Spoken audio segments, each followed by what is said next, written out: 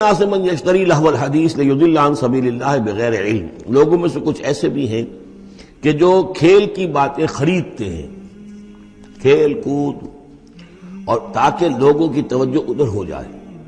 اور یہ باقاعدہ کیا ہے. نضر بن حارث جو رؤسائے قریش میں سے تھا، اور اس شخص کا معاملہ یہ تھا کہ یہ حضور کے شدید ترین مخالفین میں سے تھا. اس نے یہ کیا کہ یہ لوگ جو ہیں، چونکہ عربوں کے اندر ذوق تو تھا، ان کے ہاں اچھے شاعروں کی بڑی قدر تھی، خطبہ ادب جو ہے، فصاحت و بلاغت جو ہے اس سے ان کو دلچسپی تھی. قرآن مجید کی فصاحت اور بلاغت انہیں اپنی طرف کھینچتی تھی. وہ چاہتے تھے کہ یہ لوگ سنیں ہی نہ.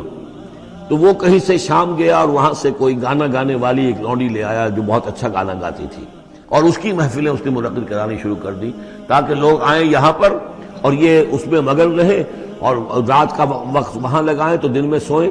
بہرحال کسی طریقے سے ان کی توجہات جو ہے اس کو محمد کی طرف سے ہٹا کر صلی اللہ علیہ وسلم تو ان چیزوں میں لگا دیا جائے.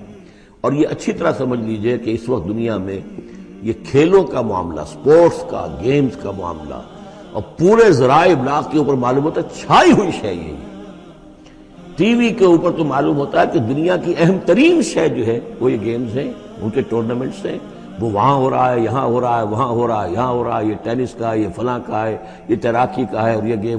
اس لیے کہ اسی کو دیکھتے رہو. جو بھی وقت کوئی فارغ ہے، ظاہر بات ہے کہ کہیں ایسا نہ ہو کہ کہیں بیٹھے بیٹھے کہیں اچانک خیال ہی آ جائے کہ بھئی سوچے انسان میں ہوں کون، کہاں سے آیا ہوں، کہاں جا رہا ہوں، زندگی کا مال کیا ہے، مقصد کیا ہے. اپنی حالات کے بارے میں ہی سوچے، دنیا کدھر جا رہی ہے، قوم کدھر جا رہی ہے، ملک کدھر جا رہا ہے. نہیں، ان کو مست رکھو.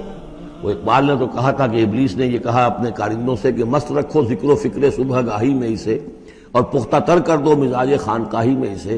اس سے اگلی بات ہے کہ جو آج دنیا کے ابلیسوں نے جو ایجاد کی ہے کہ یہ کھیل کود، اسی طریقے سے یہ ایکٹرز، یہ ڈرامے، اور پھر ان کے ایکٹرز اور ایکٹریسز کی زندگیاں اور ان کے جو بھی سکینڈلز ہوں، جس طریقے سے کہ ان کو دنیا میں پھیلایا جا رہا ہے تاکہ وہ نوجوان نسل بھی بس ان دلچسپی میں پڑی رہے.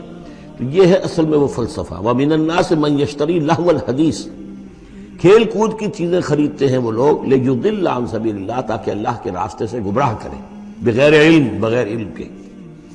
وَيَتَّخِذَهَا هُزُوًا، اور اللہ تعالیٰ کا جو معاملہ ہے اس کو یہ وہ ہنسی ٹھٹا بنا دیں. اولئک لہم عذاب مہین، یہ وہ لوگ ہیں کہ جن کے لیے اہانت آمیز عذاب ہے. وَإِذَا تُتْلَىٰ عَلَيْهِ آيَاتُنَا وَلَّىٰ مُسْتَكْبِرًا، اور دین کی بات پھیلانا صدقہ جاریہ ہے. ثواب کی نیت سے ویڈیو کو شیئر ضرور کیجیے. جزاک اللہ.